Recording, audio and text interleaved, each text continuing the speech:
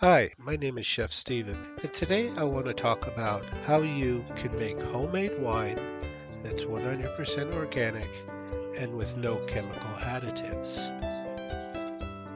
Recently, last year, September 13th, 2019, the Wine Folly website posted a really excellent article on what you need to know about wine additives and why organic natural wine is so much better for you. And I'm going to read from the article, and I quote, and it starts out, it says, "Did you know that there are a lot of wine additives used to make wine? Most wine additives are safe. However, there have been a few notorious cases of unsafe wine additives in the past. Let's go into the nitty-gritty truths about wine additives and dispel some of the common additive myths."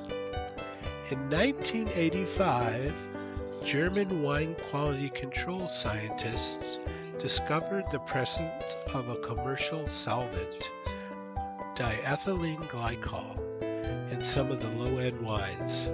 Diethylene glycol is a sweet-tasting, toxic chemical, sometimes used in antifreeze.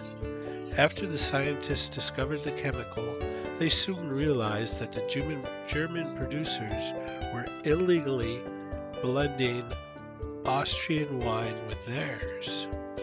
While there's no reported casualties and the wines were pulled from the market, the media scare caused a long-term fear in consumers over wine additives. But don't worry, wine additives are now more closely regulated, and the National Electronic Archives maintains a list of chemicals that are legally allowed for use in wine. Food producers such as beer, juice, and wine are unstable. Because of their volatile nature, processes have been developed to stabilize food products, such as homogenizing juice. In the wine world, there are many different wine additives, some of which have been used for hundreds of years with no ill effects.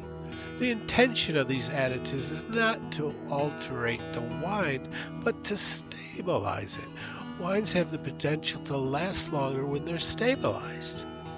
Many of these additives aren't really additives at all.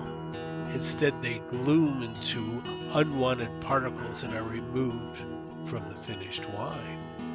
Sulfur sensitivity affects about 1% of the population. Wine usually has 150 parts per million of sulfur added, whereas dried fruit has 1,000 parts per million. Sulfates are used to kill unwanted bacteria and yeast in winemaking process.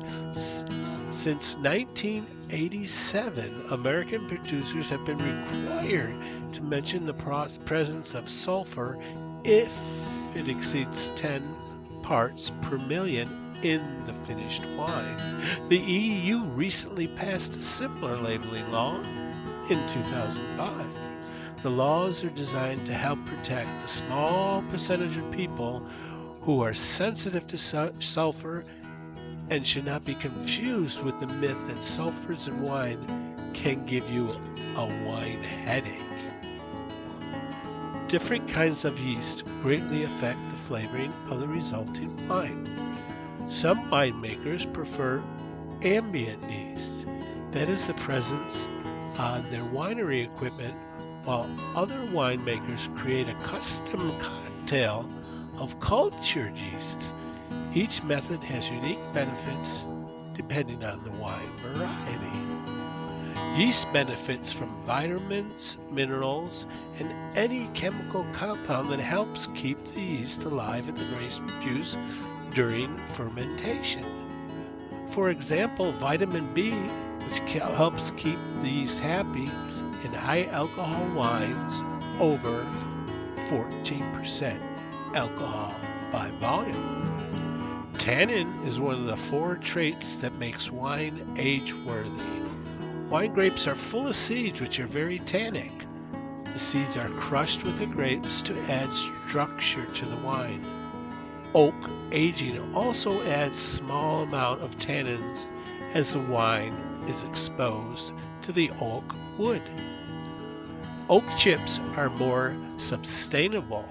It's widely accepted in Europe to use oak chips and tannin powder in wine.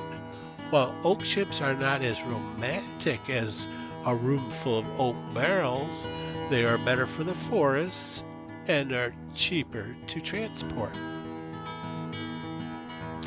After a wine has been freshly fermented, it goes through a period of stabilization. The chemicals added during the process are designed to pull unwanted characteristics out of the wine. For instance, copper sulfate is added to remove free sulfur in the wine. The copper has the same effect as putting a penny in a wine to remove undesirable smells. Afterwards, the copper sulfate is removed from the wine. For many hundreds of years in Italy and France, winemakers would add an egg white or two to a large barrel of wine. The proteins in the egg white would bind to the free proteins suspended in the wine. After a short wait, the egg white and free proteins would precipitate out of the wine and drop to the bottom of the barrel. Winemakers would strain the clear wine off the top and leave the sludge. This process is called fining and racking. Nowadays, there's more advanced ways to achieve the same results